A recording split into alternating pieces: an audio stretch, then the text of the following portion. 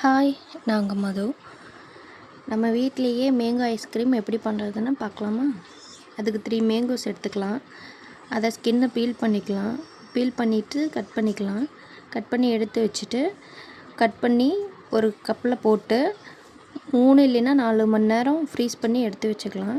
அப்புறம் full fat மில்கை freeze பண்ணி எடுத்துக்கலாம். அதையும் 3 மணி நேரம் இல்லைன்னா 4 மணி நேரம் ஃப்ரீஸ் பண்ணி எடுத்துக்கலாம். கடையில் அந்த ஆரஞ்சு கலர் பாக்கெட் இருக்குல்ல, அந்த பால் தான் வாங்கணும். அப்புறம் மிக்சர் ஜாரில் கட் பண்ணி வச்ச மேங்கோ, ஃப்ரீஸ் பண்ண ஃபுல் ஃபேட் மில்க்கு எல்லாம் ஆட் பண்ணிக்கலாம். ஃபுல் ஃபேட் மில்க்கு ஃப்ரீஸ் பண்ணது வேறு வழி இல்லை. அதுக்கிட்ட 15 நிமிஷமாக போராடிட்டுருக்கேன். ஒன்றும் முடியலை. அப்புறம் என்ன பண்ணுறது, எல்லாம் பண்ணித்தானே ஆகணும் அப்படின்ட்டு ஒரு வழியாக எடுத்து மிக்சர் ஜாரில் போட்டு 15 நிமிஷம் பத்தாது, இன்னும் கொஞ்சம் நேரம் அதுக்கிட்ட போராடணும்னு சொல்லி இன்னும் போராடி எடுத்துகிட்டு இருந்தேன். ரொம்ப முடியல. சரி ட்ரை பண்ணுவோம், இன்னும் ஃபுல்லாக எடுத்து போட்டால் தான் ஐஸ்கிரீம் கிடைக்கும் அப்படி சொல்லி ஃபுல்லாக எடுத்து போட்டுட்ருந்தேன். அப்புறம் ஒரு வழியாக எடுத்து மிக்சர் ஜாரில் போட்டு fresh cream milk, condensed milk, vanilla essence எல்லாம் எடுத்து முன்னாடியே வச்சுட்டு அதுக்கு ப்ரிப்பேர் பண்ணிகிட்டு இருந்தேன். ஃபஸ்ட்டு ஸ்டெப்பாக ஃபுல் க்ரீம் மில்க்கை ஃபஸ்ட்டு டைம்ங்கிறதுனால வாயே வளருது. ஃபஸ்ட்டு டைமாக ஃப்ரெஷ் க்ரீம் மில்க்கை ஆட் பண்ணிப்போம். நெக்ஸ்ட்டு வெண்ணிலா எசன்ஸ் முன்னாடியே பார்ப்பீங்க இருக்கும். இப்படி தான் என் நிலமை இருக்குது. எல்லா டைமும் இப்படி தான் சொதப்பிகிட்ருக்கோம்.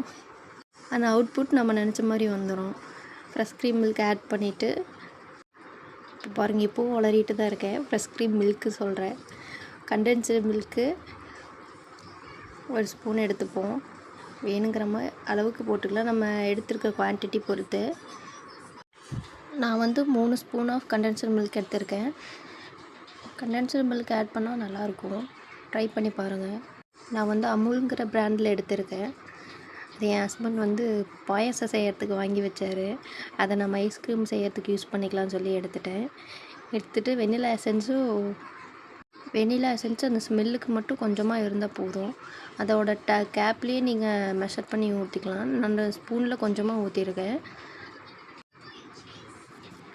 வெண்ணிலா எசன்ஸ் ஊற்றிட்டு நம்ம அதை கிரைண்ட் பண்ணி எடுத்துப்போம் மிக்சர் ஜாரில். இதை நல்லா ஸ்மூத்தாக நல்லா அரைக்கணும். அரைச்சி எடுத்துட்டு நம்ம கண்ணாடி கிளாஸில் இல்லைன்னா உங்கள்கிட்ட இருக்கிற எதில் வேணால் நீங்கள் ஸ்டோர் பண்ணி ஃப்ரீஸ் பண்ணிக்கலாம். ஃபஸ்ட்டு கண்ணாடி கிளாஸில் ஊற்றிட்டேன். எங்கள் மிக்ஸி ஜார் ஃபுல்லாக ஃப்ரீஸ் ஆகிடுச்சு. அந்தளவுக்கு நல்லா ஜெல்னு இருந்தது. இந்த சம்மருக்கு ஐஸ்கிரீம் சாப்பிடுவோன்ட்டு எப்போ ரெடி ஆகுன்ட்டு ஈகராக வெயிட் பண்ணிகிட்டு இருந்தேன்.